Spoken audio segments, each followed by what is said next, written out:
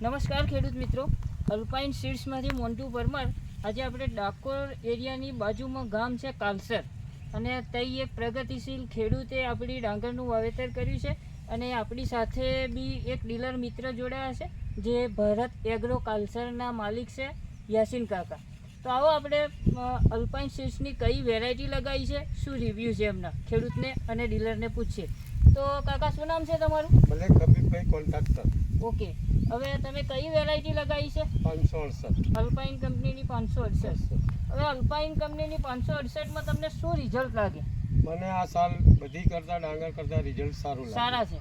અને હવે એક ચીપો રોપ્યો તો પણ લગભગ 25 થી 27 થી 28 ચીપા ફૂટ થઈ છે. જાય. એટલે તમે કહેવાનો મતલબ કે એક ચીપામાંથી લગભગ 25 થી 28 ની આસપાસ ચીપા થયા છે. એટલે ફૂટ બી સારી છે. બીજું કે એનું થળિયો કેવું છે? થળિયામાં નીચેના ભાગમાં લાલ હોય છે. ઓકે, એનું નિંગલ કેવું આવે છે? નિંગલ સારું છે એનું. બરોબર. તો આપણી જોડે ખેડૂત મિત્ર બી છે અને ડીલર મિત્ર યાસીન કાકા છે. આપણે એમને બી પૂછીએ. યાસીન કાકા, તમને આ ડાંગર કેવી લાગી? ખૂબ સરસ, સારી છે. એની ફૂટ કેવી છે? ફૂટે સારી છે. થળિયું કેવું છે? થળિયું બી સારું. આ ખેડૂત ભાઈએ એક જ ચીપો નાખેલો, બરોબર, છતાં બી 25માં 30, કોઈના 28 એવી ચીપા છે, ફૂટ થઈ છે. બરોબર, અને થળિયું બી સારું છે, એટલે પડવાની શક્યતા ઓછી લાગે છે. બરોબર છે. પછી ખેડૂત બી ખુશ છે.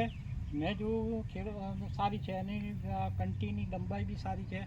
બરાબર છે. બરોબર. હવે આવતી સાલ આનું માર્જિન વધારે થશે. બરોબર, આવતા વર્ષે બીજા ખેડૂતો કરી શકશે એમ. બરોબર. બીજું કે તમે જોઈ શકો છો પ્લોટ આખો, કે તમે આ ખૂણેથી લઈને ચોફેરના ખૂણે ફરી વળો પણ એક સરખી ડાંગર છે, કઈ ઊંચ નીચનો પ્રોબ્લેમ નહીં.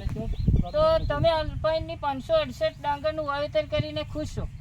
અને તમારા થ્રુ બીજા ખેડૂત મિત્રો બી આ વિડીયો જોઈ રહ્યા છે, તો તમે બી અમને સજેશન કરી શકો કે આવતા વર્ષે નવી સિઝનમાં 568નું વાવેતર કરી શકો.